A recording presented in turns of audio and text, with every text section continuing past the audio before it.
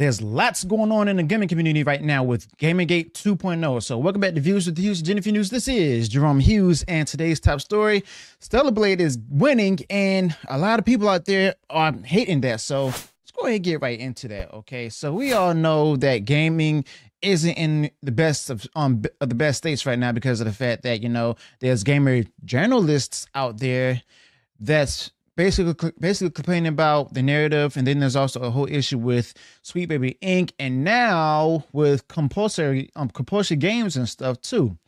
But the gaming community itself is basically in the throes of a culture clash, tug of war between the push for broader diversity and then social messaging versus the desire for unadulterated escapism. So basically, a lot of diversity hires that's going on here, and I'm trying to make video games and stuff with a lot of other consulting companies that has, you guessed it, diversity hires. Okay, so this battlefront is vividly illustrated in the recent upheavals at Compulsion Games. Okay, with the minds behind the upcoming title South of Midnight, stationed in the culturally liberal stronghold of Montreal. You know, the studio has unwittingly become ground zero for the ongoing debate surrounding the direction of modern gaming itself. Okay, now their partnership with Sweet Baby Inc., on the other hand, has led to a significant narrative and character changes where, you know, you guessed it, race swaps as well as gender swaps, where they're sparkling mass exodus of original development team and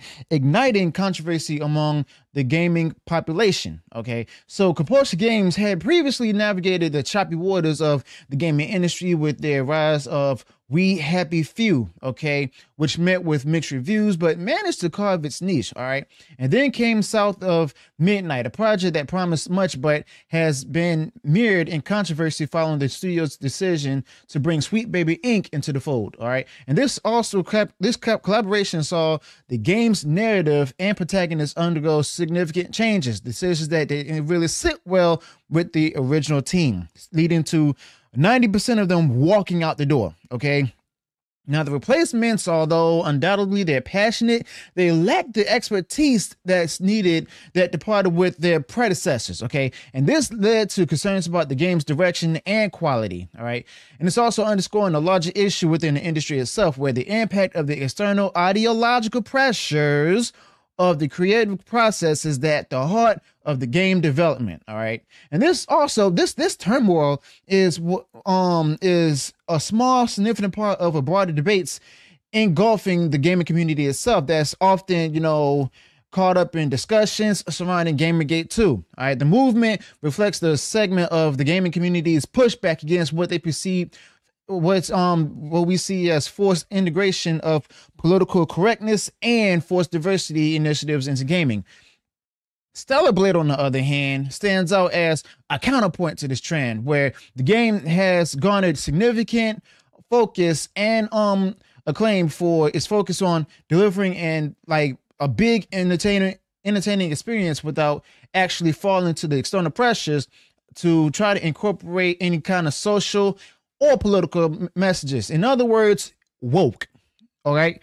So this big contrast with South of Midnight offers a clear signal of the community's preferences, highlighting a divide between what developers think gamers want and what they actually seek in their gaming experiences. Okay. And Stellar Blade also actually resonates with gamers, not because it shies away from innovation or diversity, but it actually prioritizes the essence of gaming, where people are actually enjoying something and also see it as their escapism. All right. And this success is a testament to the gaming community's appetite for titles that deliver compelling gameplay as well as narratives without being overshadowed by overt social or political themes. All right.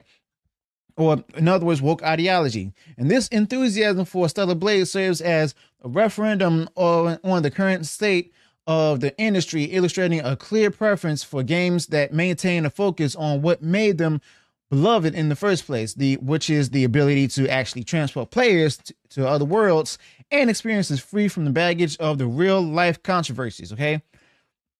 But the situation at Compulsion Games is a bit emblematic of the broader existential debate within the gaming community itself, or just the gaming industry as a whole. Now, As the developers and studios try to navigate the shifting sands of cultural and social expectations, the path forward seems actually filled with challenges. Okay, now the crux of the matter lies in finding a balance between the balancing natural diversity while trying to preserve the core tenets of gaming, which is immersion, creativity, as well as fun. All right. Now, for many gamers out there, the message to developers is actually straightforward yet complex in its implications.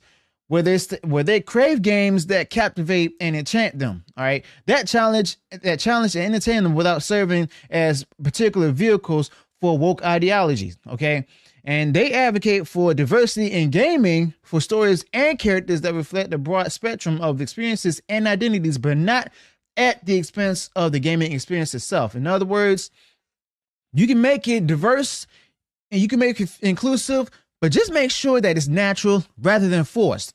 Okay, stop trying to and try not to overdo it as well, because of the simple fact that that's going to affect the sales as well as the gaming experience too.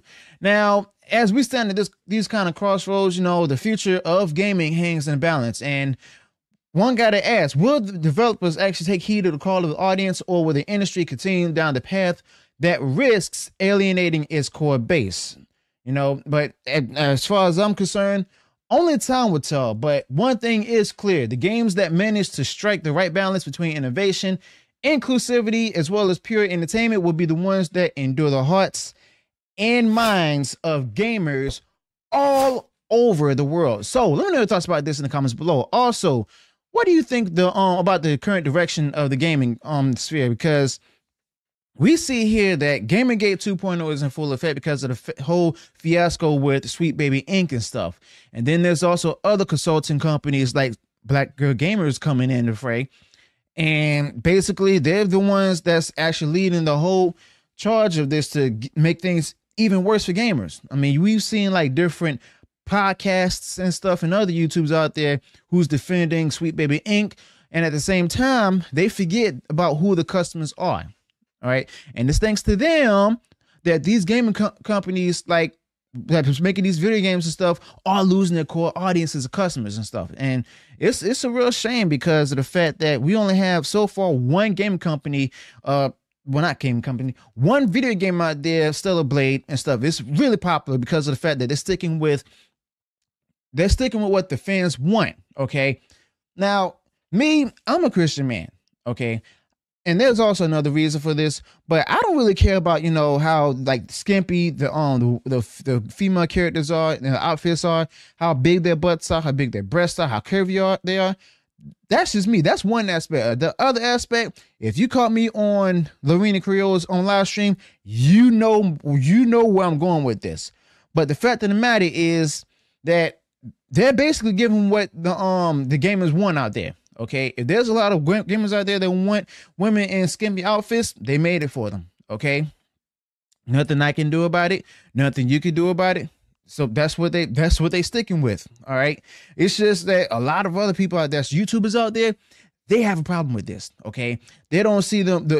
For one, it's actually naturally diverse. Okay, because it has female leads, and that's the crux of it. But the thing is, they're upset because of the fact that they assume or perceive that there's gamers out there that's fawning over these female characters and stuff by the way their bodies look and stuff and how they're dressing.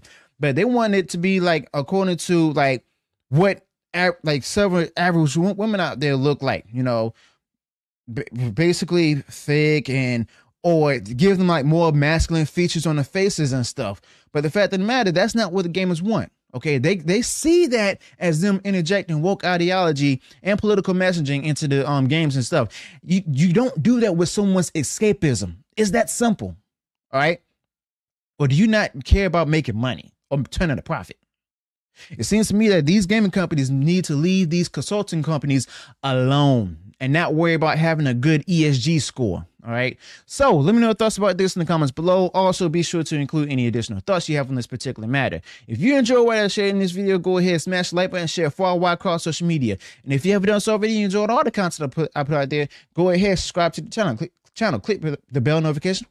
So that way you'll be notified of future uploads and updates. Until then, peace.